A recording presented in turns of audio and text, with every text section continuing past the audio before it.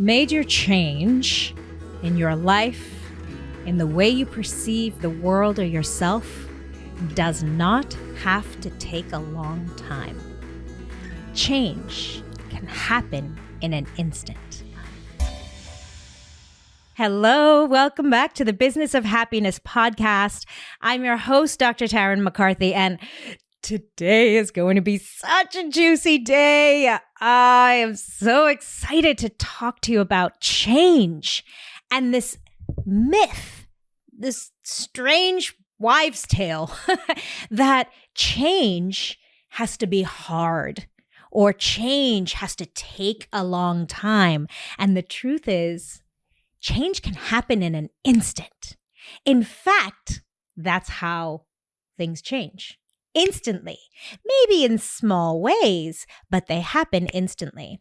And the change that I'm talking about on this episode is the change you've been longing for a long time, maybe for decades, maybe for years or months, but that feeling inside of you that something needs to change.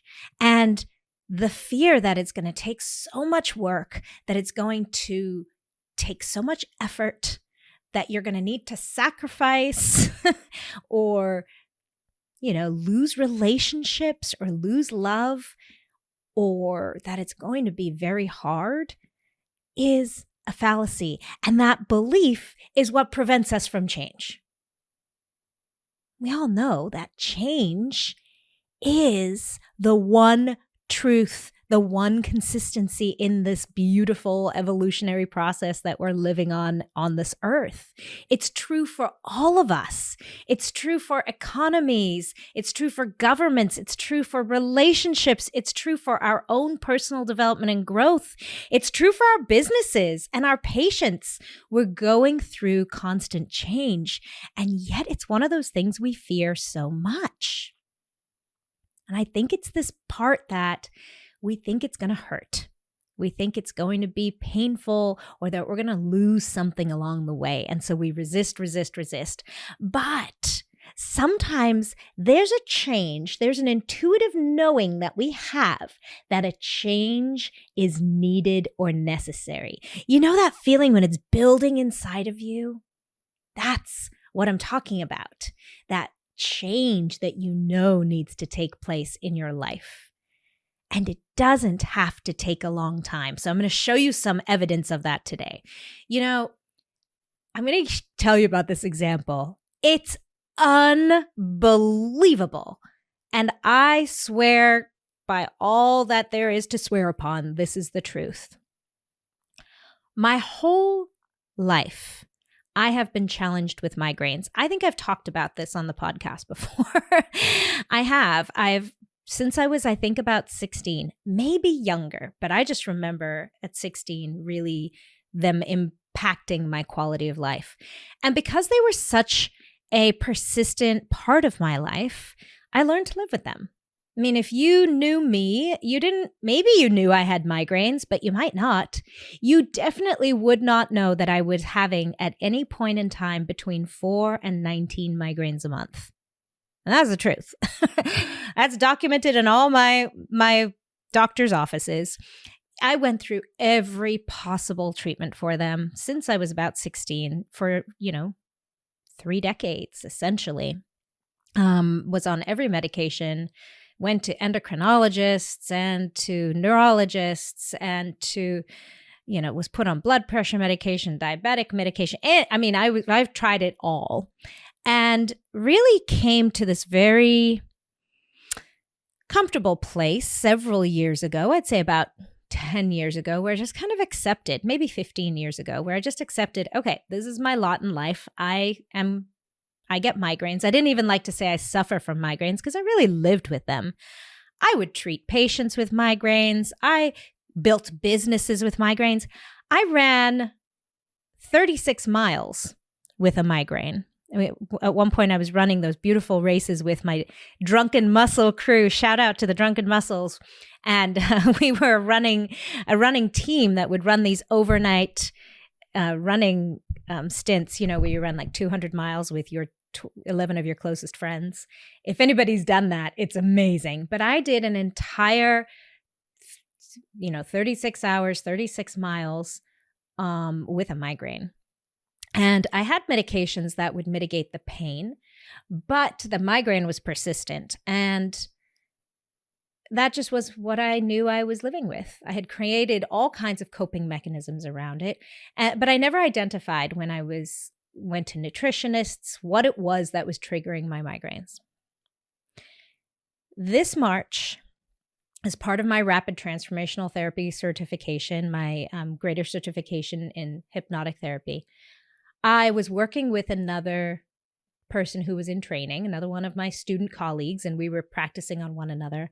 And we were working on physical ailments and releasing them through rapid transformational therapy. And I thought, okay, I'll bring my migraines. You can practice on me. Over 45-minute session, my migraines were cured on a fellow practitioner who's just learning at the time. She was just getting certified. Change can happen in an instant.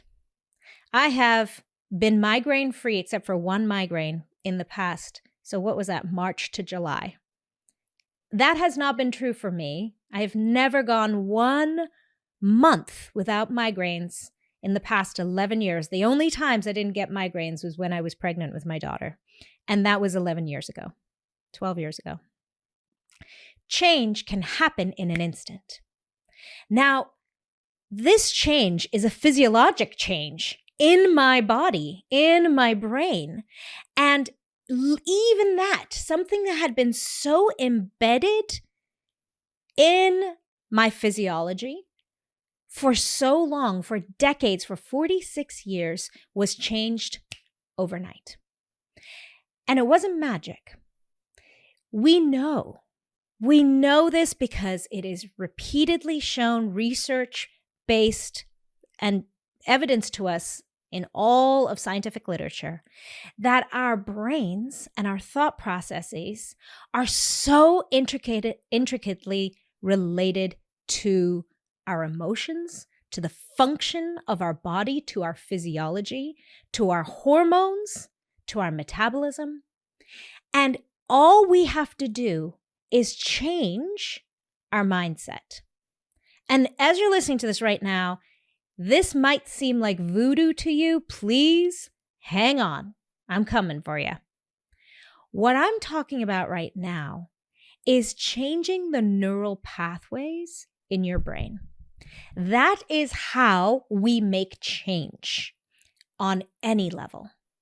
When we want to make change in our lives, we have to literally train our brains a new way. And it's so interesting because we so easily accept change in our brains in an instant, in a negative way. When trauma happens, when we think when we take a drug, that first time you take a drug, your brain changes. We anticipate and we accept that your brain can change in an instant negatively. Why don't we believe that the opposite is true? Why is it so hard for us to wrap our heads around the fact that I, in 45 minutes, could cure my migraines, something that had plagued me for 46 years? Why is that concept so difficult to understand? And what I want to focus on right now is looking at addiction. And addictions have the same philosophy. I mean, we talk about how hard it is to recover from addictions. And as a recovering alcoholic, I am proud to say that. I mean, I don't like to use that term anymore, but I am 7 years sober. So I am very proud of that.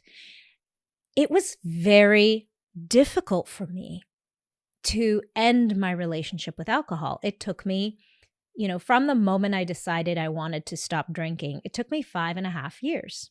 And 5.5 years of trying everything. So when I finally did become sober, it was a huge weight off my chest. But I remembered that belief had stayed with me that change is hard. Changing that neural pathway, that addictive pathway, is difficult, is what I told myself. And so what we're talking about right now is in your brain, we have these neural highways that if we go down repeatedly, we entrench and ingrain that pathway so that it becomes so easy to slip into, right? And that's where addiction steps in. We get triggered, we light up the pathway, and we almost can't resist going down that pathway. As I'm telling you about addiction, I want you to also imagine that I'm speaking about habitual thought processes. That can be an addiction or a habituated habit pattern of stress, anxiety, overwhelm, addiction to work or hard or accomplishment, because all of these were related to my migraines. My migraines were just a physical embodiment of my addiction to stress. Didn't matter what business I was in, I had an addiction to stress. When I recognized that and changed the neural pathway, that's when I alleviated my migraines. I can bring a migraine on tomorrow if I stressed myself out. And I know that now. But now I know how to slip into a different neural pathway. And the more you strengthen that other neural pathway, the more that becomes easy, a new way of being. This is how we change habit patterns. This is how we change the way we eat. This is the way we change our getting ready for sleep, our sleep hygiene. Any habituated habit pattern in your life that you have said, I want to change. You've had this feeling inside of you for some time now, I want to change, and it just feels so hard. That can very similarly be looked at as we do addiction. In other words, try this one on for size. Every time I think about going to the gym, I realize I want to get my body healthy. I make a decision, I'm going to get up and I'm going to work out this morning. Every time I make this promise to myself. I'm using a hypothetical. Maybe this is you. Maybe you've realized, you know what? In dentistry, in medicine, my body is so important. I've noticed the toll that it has taken. I know what I need to do. I need to strengthen my posterior chain, right? I need to strengthen my back. I need to strengthen all these balancing muscles, and I need to work on my mobility and flexibility. I need to do it every day. We know this. People keep telling us this. And yet every morning when you wake up, you slip right back into that thought pattern and behavior pattern of the morning before. And turning it around is very difficult. Maybe you get inspired one day and you start working out and it just doesn't last. And that's where we start begging for motivation. We say, oh my gosh, I wish I could stay motivated. Where's the silver bullet for motivation? I've always wanted to start this program or this, write this book, and I get going and then I fall off the wagon or I self-sabotage. I want you to imagine that very similar to an addictive behavioral pattern. And the addiction here is the thought process. Either I'm not good enough, I just can't do this, this isn't for me, what are people going to think of me? And sometimes the self-sabotage steps in. Sometimes it's related to what you're actually embarking on, and sometimes it's not. Here's another example.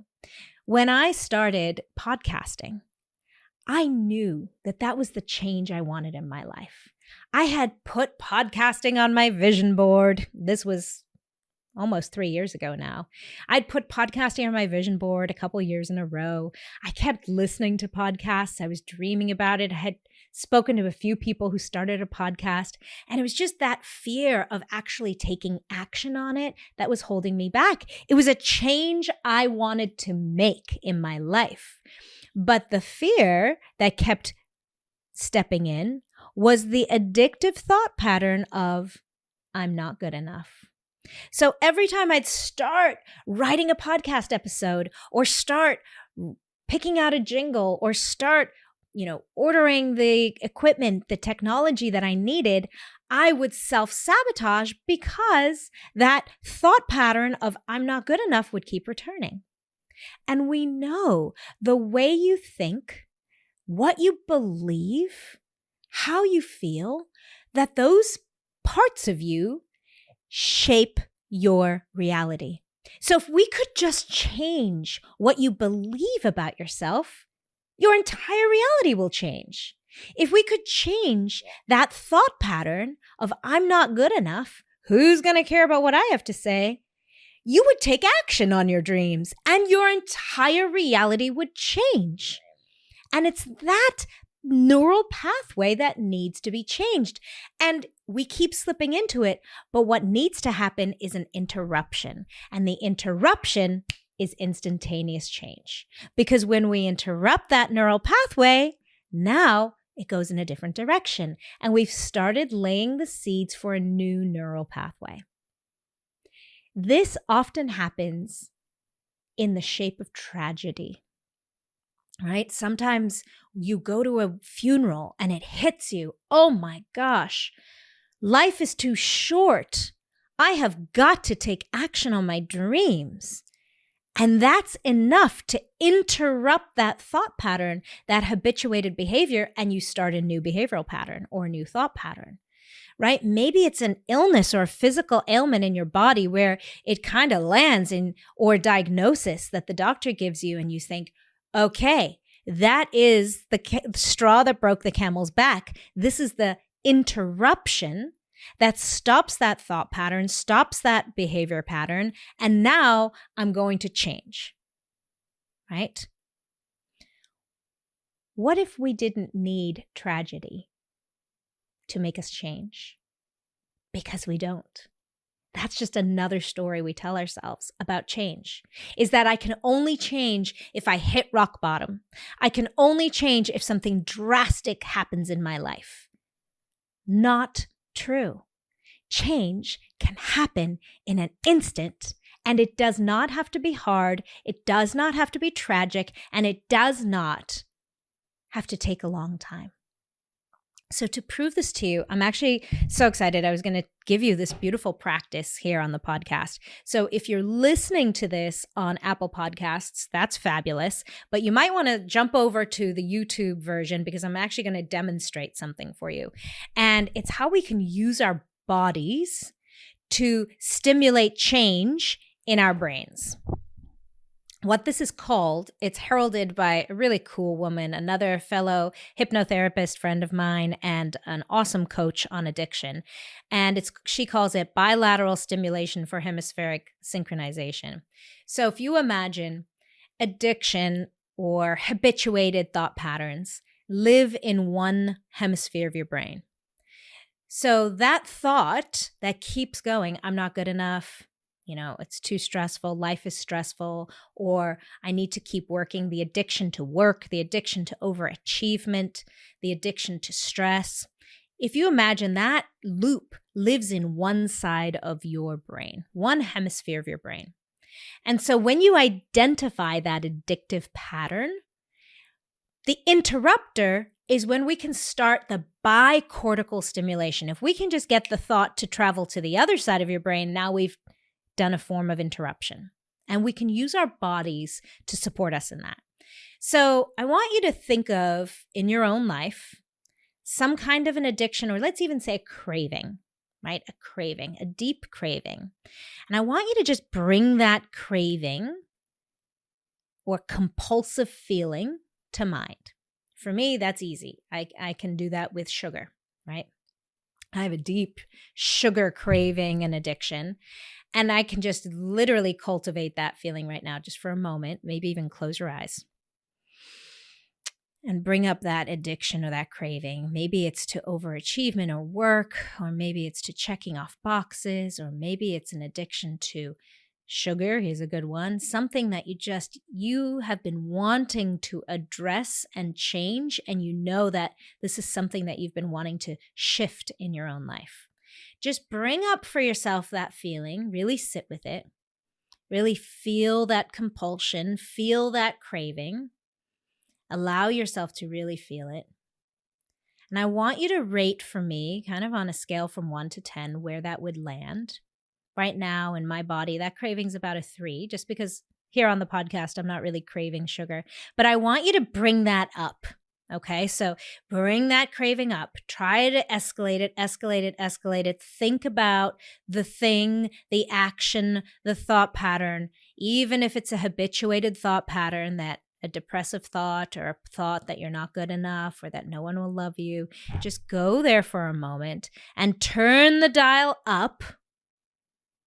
Okay, I'm doing it now. Bring it up to about an 8 or a 9. That way you just feel like you have to take action on that.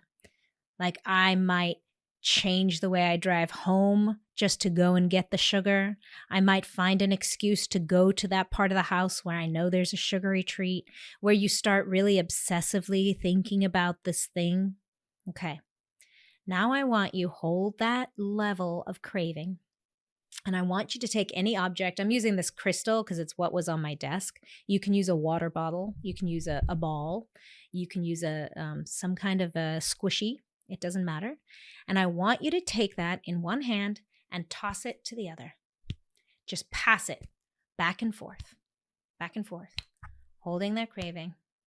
Pass the object back and forth, left hand to right hand, left hand to right hand. Keep going as I'm talking. And what you're doing is you are stimulating both hemispheres of your brain. We are now demonstrating bicortical stimulation for hemispheric synchronization, and we are asking both hemispheres of the brain to light up.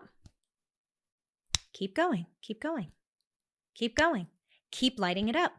Other actions that this could do, that could do exactly this, is walking, dancing, yoga, running. Bicortical stimulation is what we're doing. And what we're actually doing is bringing ourselves to parasympathetic nervous system state. We've talked about this before here on the podcast, is that when we're in stress state, we are in fight or flight. And by activating both sides of our brain, we slip into parasympathetic nervous system state. We calm down. Stop for a moment. Did you even remember that craving? Isn't that amazing? It brings that craving level right down. And if you came down to about a 6 or a 5, do it again. Keep going. And then notice again. Ask yourself, where am I on that ruler of craving or addiction or compulsivity towards an action, a habituated action? Where do I feel? So any moment when you want to make change, you have a directive, a desire, a dream, you want to take action on it, and some habituated pattern, thought pattern, or addiction to a behavior steps in to sabotage, I want you to try this. Give it a try and see what happens. See if you can break that anxiety that's living in the sympathetic nervous system, that's living in stress, simply by incorporating an interruption in that neural pathway, and watch your body calm down. And the moment we bring ourselves back to calm, to parasympathetic nervous system rest and digest, now we can think clearly again. And we can get back to business about what our intention actually was. We don't have to sabotage. And when we realize this technique, change does not have to take long. Change can happen in an instant. Because the only reason why change felt so laborious, took so long in the past, is because we were pushing through the sympathetic nervous system fight or flight storm and pushing our nervous system over the edge to burnout and overwhelm. That is why change felt so hard. Think about any time any of us have been faced with change and we've sabotaged or, turned the card table over, or turned the game over and given up on our dreams, and recognize that what stepped in were one of the stress states like fear or anxiety that stepped in, and all of a sudden we turned in the other direction for safety. Your body's not broken. Your brain is not broken. It's doing what it's meant to do. It's trying to protect you. It wants to keep you safe. And that action kept you safe. Just like when I was wanting to put on a podcast, fear stepped in. I would turn to the pantry, start eating sugar. My addiction to sugar would kick in, right? Why? Because it's fear. I feel safe and loved and supported when I eat sugar because I get a little dopamine hit, right? That makes me feel better. A little serotonin feels so much better than the fear and shame and anxiety of doing something outside of my comfort zone, like starting a podcast, right? But that interruption of the fear-based thought pattern can change everything because the desire is still there. That's why we talk about this niggle, or this whisper, this dream that simmers inside of us that we never take action on. It never goes away. This desire for change, right? I really wish I could, stop drinking. I really wish I could stop eating sugar. I really wish I could start a podcast. I really wish I could, take more time for myself. I know I need to do that, but I just don't. How many of you have heard yourselves say that? I know that working too hard is impacting my relationships negatively, my children negatively, my happiness negatively, my marriage negatively, and yet I don't slow down. Right. Why? It's because of these habituated thought patterns. It's because we keep returning to safety. And safety is there all along. It is. All we're doing is giving our brain an opportunity to slow down, calm down, and incorporating this incredible neuroscience of how your brain works. In any given moment,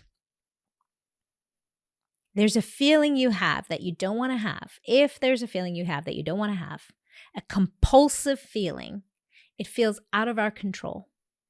Right? That's the feeling of addiction, of craving, of compulsion. It feels out of your control. And oh my God, I totally know that feeling. Doing this little trick is one way to change it instantly without years and years of having to struggle and suffer. It's just changing the habituated pattern of your brain. And it can happen instantly. And when we can hold on to that idea, that change can happen instantly, don't you immediately get excited? What's possible? What's possible? Here, I've been sitting on this for years and not taking action, but you're telling me it can happen instantly? I do. I am. It can happen instantly. So if there was no fear, right? You've all heard that. If you had no fear, or if there was no failure, if you were certain to succeed, what would you do? If you had no fear of failure, what action would you do? Ask yourself that right now. If there was no fear of money, of other people's judgment, of your ability, of it being available for you, of you being worthy enough, if none of that mattered, what would you do in your life? What are you dreaming of experiencing in your life, in this one gorgeous life that we have here to live? And I ask this of you, this incredible community of healthcare providers, because I know that within so many of you, and if you are listening to this podcast, I believe you are listening to for a reason. I believe you have listened 29 minutes into this episode for a reason, because you know what I'm talking about. Something needs to shift, and it's exciting and it's terrifying. And I'm telling you, it does not have to take a long time, and you do not have to sacrifice. It can happen in an instant. Imagine, instead of waiting for an event outside of you to suddenly put things in perspective, like a funeral, like a cataclysmic environmental event, like a diagnosis for yourself or a loved one, to suddenly put things in perspective and remind you of what matters in your life, of the big things you are here to do. Imagine if you didn't have to wait for something like that, but that whisper inside of you that something big is waiting to be born or realized. If you allowed that whisper to be your directional compass, and if all you needed was an interruption in the thought pattern that was keeping you from making this happen, what would you do? It gets exciting because that's what it feels like to be alive. That's what it feels like to be alive. That's what we're here for. Change. That is the whole point of this human experience, is experiencing and living and growing through change and learning more things about ourselves and being courageous enough to take action on those whispers. Oh my gosh. Okay, if you are basically screaming out your car door window right now, or singing at the top of your lungs, or you're thinking, oh my God, she's speaking to me. Literally, if you feel like I'm whispering in your ear what you needed to hear, you have got to join me on Radical Happiness Boost. It starts October 2nd. I know we're a far time away from this. I'm only releasing this episode in July, but I'm telling you about it because I'm capturing those of you who are hearing this message and you're thinking, I'm in. I have been wanting to make a change for so long, and here I see 2023 rounding the corner, and I haven't made that change yet. October 2nd, we launch Radical Happiness, the accelerated version, so that by the end of this year, in 9 weeks, change has happened in your life. I don't know what that looks like. You tell me. Is it more intimacy in your relationship? Is it launching a new business? Is it finally standing up for yourself and using your voice? Is it finally putting yourself first? Is it simply acknowledging the need for peace and calm in what feels like a stressed out, chaotic life? Is it finally breaking the addiction to hard and heavy and chaos? This can happen for you in an instant. And I'm talking about this Radical Happiness for Practitioners Boost. I'm calling it Boost because I want to boost you into change and make it happen for you by the end of this year. So why tell you about it now? Because for a very limited time, for about 2 weeks here, I'm offering a phenomenal discount if you know you're in. It's like early decision. I'm in. This is me. Sign me up. 30% discount on Radical Happiness Boost, 9-week program. Starts October 2nd. That means by the last day of November, we have boosted you into enormous change. And what happens in the program is deep clarity and understanding of the neurobiology of change, looking into your thought patterns and subconscious beliefs, and literally changing your life forever. I know. It's a big promise and I stand by it. I guarantee it, actually. Okay. Enough said. Check it out. thebizofhappiness.com, Radical Happiness. You will find it there on the homepage, and there'll be a link in the show notes. If this episode has gotten you excited about making a radical change in your life, you do not want to miss this opportunity. This is the only time I'm going to be offering this condensed, highly charged version of Radical Happiness to just explode your change before the end of the year. I'm also just so excited for the incredible women that are going to be a part of this. So the community aspect is a huge component of it. If you want to do this with other women and watch them have radical change in a very short amount of time and be inspired by that, these incredible women that are just doing great things in this world and just be in their energy and be inspired by them, man, that's gonna be you. You have to join us. All right, my friends. I'm fired up right now. I'm so excited. I'm having so much fun with this. And it's a big part of what I teach is when you feel good, you can do good. We're going to feel really good because that is the essence of change. Until next time, I'll see you next week.